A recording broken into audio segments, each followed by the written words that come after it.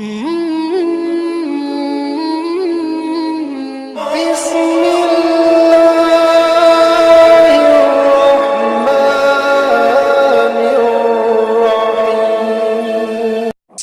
के रसूल फरमाते बनी इसराइल में एक आबिद था और उसकी उम्र 400 साल से प्लस थी, मगर उसने इबादत की 400 साल। कितने साल? गौर कर लो भाई, ये सबके लिए तकरीर है। पहले जो भी तकरीर में करता हूं ना, खुदा की कसम खा के कहता हूं, पहले मैं तकरीर में खुद के ऊपर कहता हूं, मैं तेरे लिए कर रहा हूं, अपने आप के लिए करता हूं, अपने लिए करता हूं कि पहले मैं अमल कर लूं, फिर कोई दूसरा इस पे अमल करेगा। आप समझ रहे? और ये तकरीब मैं अपने लिए कर रहा हूं और जो सुनेगा वो उसके लिए भी है। मैं ये नहीं कहता कि मैं इसमें मुकम्मल हूं, जो मैं कह रहा हूं नहीं, मैं भी लर्निंग मूवमेंट में हूं, मैं भी सीख ही रहा हूं। मोमिन रोज सीखता है, कुछ ना कुछ रोज सीखता है। आप समझ रहे हैं मेरी बात को? तो अल्लाह के रसूल फरमाते बनी इसराइल में आबिद, इबादत कितने साल की उसने? 400 साल इबादत। अरे यार, कोई हमारे यहाँ ज्यादा लंबी उम्र तो 80-90 साल उम्र होती है, वो भी बीमारी के बगैर, वरना तो आप देखें इसमें जवान ज्यादा होंगे, बूढ़े कम होंगे। इमाम गजाली कहते हैं किसी महफिल में जब बूढ़ों को कम देखो तो सजदा किया करो, या अल्लाह तेरे शुक्र है परवरदिगार। उसकी वजह यह है कि कमी लोग बुढ़ापे तक पहुंच पाते हैं, अक्सर दरमियान में इंतकाल कर जाते हैं।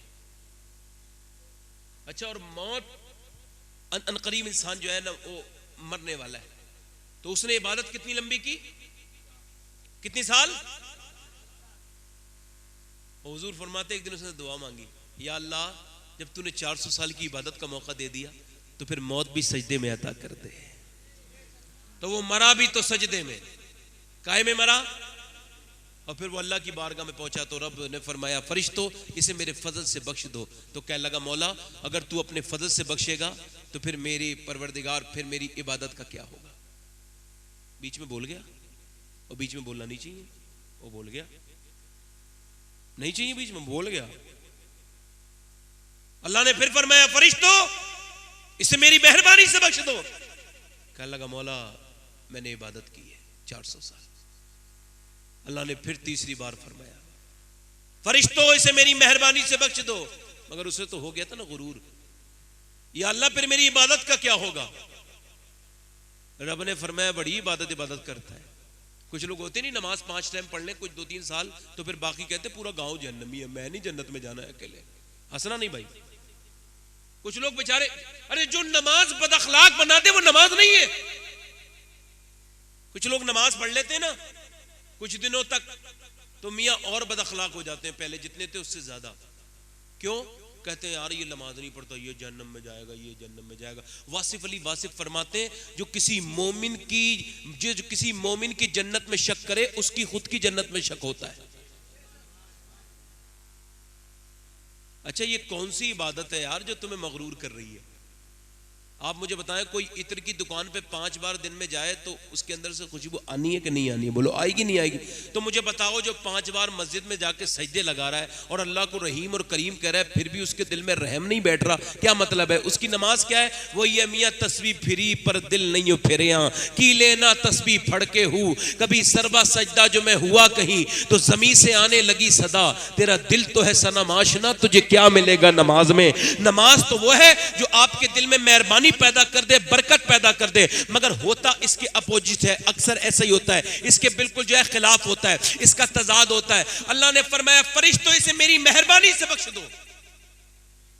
तो फिर उसने तीसरी बार भी बोला मौला मेरी इबादत 400 साल की है, दिन में रोजे रखे, रात को सजदे किए हैं, मेरे मौला अगर तू रहमत से बख्श रहा है तो मेरी इबादत का क्या मतलब है? तो रब ने फरमाया फरिश्तों इबादत बहुत करता है, इसकी इबादत को मेरी नेमतों से तोलो, वो नेमतें जो इसके पास मौजूद हैं। अब तोली गई नेमतें, अल्लाह ने फरमाया फरिश्तों ने अर्ज़ की कौन सी नेमत? रब ने फरमाया आंखों से। तो जब उसकी आंखों को जो है तोला गया, जब उसका वजन किया गया, अल्लाह अकबर, आंखें, सिर्फ आंखें, होंठ नहीं, जबान नहीं, हाथ नहीं, पैर नहीं, जिस्म के और आज़ा नहीं, दिल नहीं, आपकी किडनियां नहीं, ये सब नेमतें गिना रहा हूं। ये सूंघना एक नेमत है, ये मुंह पे जबान पे जायका आ जाना ये एक नेमत है। अब देखे सिर्फ आंखें, आंखों से तोला गया। कौन सी आंखें? वही आंखें जो अल्लाह ने काबा देखने के लिए दी थी, जो रोज़े रसूल देखने के लिए दी थी, वही आंखें जो दी थी माँ बाप का चेहरा देखने के लिए, मगर रात को उस पर गंदी तस्वीरें देखी, फेसबुक पे गंदी तस्वीरें देखी और रात भर देखता रहा इंसान, और देख देख देख के रात को सो गया, सुबह को उठा तो आंखें सलामत थी, तो सजदे में गिर जाना चाहिए था। या अल्लाह मुझे माफ कर दे, मैंने रात भर तेरी नाफरमानी की, तेरी नेमतों का गलत इस्तेमाल किया, मगर मैं अंधा नहीं हुआ। ऐ परवरदिगार मुझे माफ कर दे, तू मुझे देख रहा था मेरे रब, फिर भी तूने नेमत नहीं छीनी। आज के बाद मैं कभी ये गुनाह नहीं करूंगा, अपनी आंखों का गलत इस्तेमाल नहीं करूंगा, मगर इंसान ऐसा नहीं करता। अल्लाह के रसूल फरमाते, अल्लाह ने फरमाया तोलो, जब तोला गया तो उसकी आंखों का वजन हल्का हो गया, वो भारी हो गया और उसकी इबादत हल्की पड़ गई। रब ने फरमाया इसकी तो इबादत आंखों पे ही तुल गई, अब ऐसा करो इसके पास बचा कुछ भी नहीं, अब इसे जहन्नम में डाल दो।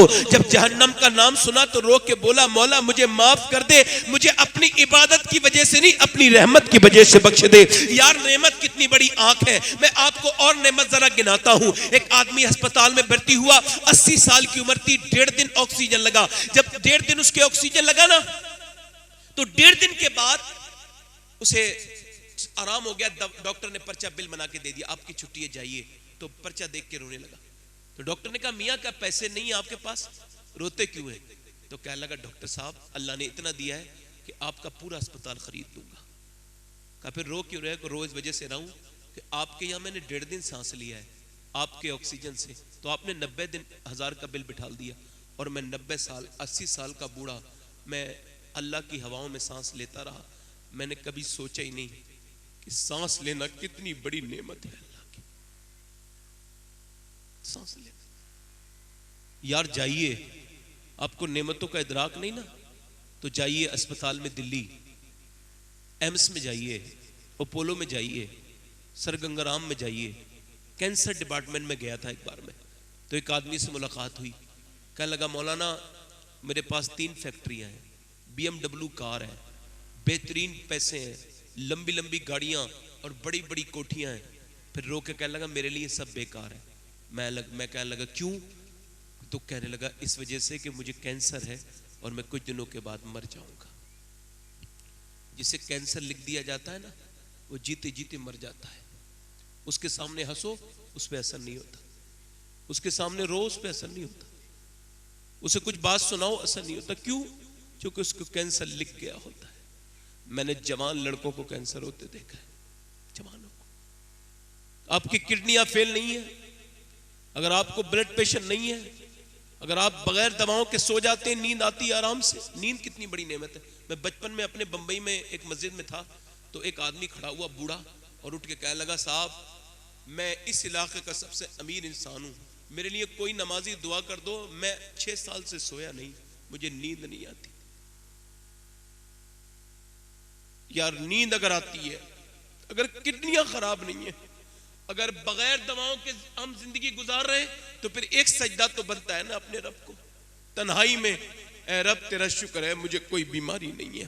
अल्लाह अकबर। अगर आपको अल्लाह ने औलाद दी है तो बे औलादों को देख के शुक्र अदा करो। अल्लाह अकबर। इमाम गजाली वो ये शेख सादी कहते हैं, मतलब मैं गुजर के जा रहा था, चलते चलते पैरों के जो है ना वो जूते टूट गए, और जूते टूटे तो फलक पड़ गए, फलक पड़ के आबले फूट गए, उसमें से खून निकलने लगा। कहते चलते चलते ना मैंने फिर दुआ मांगी, मौला अब चला नहीं जाता, मेरे मालिक मुझ पे कुछ है भी नहीं, इतना तो दे दे कि मैं जूते खरीद लूं।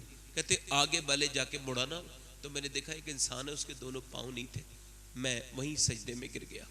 मैंने कहा मेरे रब मुझे माफ कर दे, मेरे पास पाँव तो हैं, इसके पास पाँव ही नहीं है। यार अगर आपके पास छत है तो फुटपाथ पे सोने वाले इंसानों को देख के अल्लाह का शुक्र अदा करो।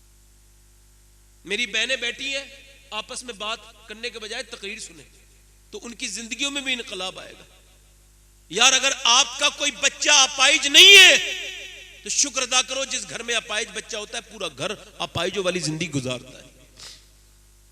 एक साहब कहने लगे मुझे सैयद साहब अगर आपके बच्चे यतीम नहीं है, एक बुजुर्ग कहने लगे तो आप अल्लाह का शुक्र अदा कीजिए। मैंने कहा क्या मतलब? कहने लगे सोचो तो अगर आप इंतकाल कर गए होते और आपके बच्चे यतीम हो गए तो कहां कहां जाके हाथ फैला रहे होते, कोई उन्हें बाप ही नहीं मिलता, रोते होते। यार अल्लाह का शुक्र अदा करना ही चाहिए। बच्चे अगर आपके बच्चे यतीम नहीं हुए तो कभी बच्चों को गोद में लें, उसके सर पे हाथ रखें और कहें या अल्लाह तेरा शुक्र है कि मैं अपने बच्चों पे बना हुआ हूं, मेरे बच्चे यतीम नहीं है। बेटे एक जगह बैठ जा, बेटा एक जगह बैठ जा, मैं तुझसे 2 बार हाथ जोड़ चुका हूं, मैं इससे अच्छा ही है कि मैं तकरीर खत्म कर दूं। तो कोई मसला नहीं होगा। मैं एक जो सेंसिटिव इंसान हूँ, और जब तक मेरी एकाग्रता भंग होती रहती है मैं तकरीरी कर नहीं पाता। मुझे कोई आपसे दाद नहीं चाहिए, बस आराम से सुने। आप बच्चे थोड़ा सा मैं परेशान हो रहा हूँ। तो मैं क्या कर रहा था आपसे कि अल्लाह की नेमतों को देख के शुक्र अदा करो। अल्लाह की नेमतों को देख के, कितनी नेमतें अल्लाह ने आपको दी हैं और आपने परेशानी क्या देखी है अपनी जिंदगी में। आओ मैं आपको अपने हुजूर की बात सुनाता हूं, जरा गौर करें। हुजूर को जानते हैं? मैं तो हुजूर अल्लाह के रसूल सल्लल्लाहु अलैहि वसल्लम को तो बेहतर सबसे अल्लाह ही जानता है, और सही मानों में हुजूर को अल्लाह ही जानता है। उसके अलावा हुजूर को कोई दूसरा जानता नहीं है। आपने परेशानी क्या उठाई है? जरा जरा सी बातों पे नाशुक्री करते हैं हम लोग। अल्लाह फरमाता है तू अगर नेमतों पे शुक्र अदा करेगा तो मैं नेमतें बढ़ाऊंगा। लाइन शकरतुम ला अजीदन्नकुम, तुम शुक्र करो मैं नेमतें दोबाला कर दूंगा, बढ़ा दूंगा। मगर हमारे पास बेशुमार नेमतें हैं, कभी सोचते नहीं कि नेमतें कितनी बड़ी हैं। आओ हुजूर की जिंदगी देखते हैं। भाई इधर देखें जरा, इधर देखें, आपस में बात ना करें, इधर देखें। अल्लाह के रसूल अलैहिस्सलाम की जो जिंदगी है ना, उस पर जरा कभी गौर किया? हम तो एक दूसरे को जलील करने में लगे। एक हदीस सुन लीजिए, चलिए फिर मैं हुजूर की जिंदगी की तरफ आता हूं।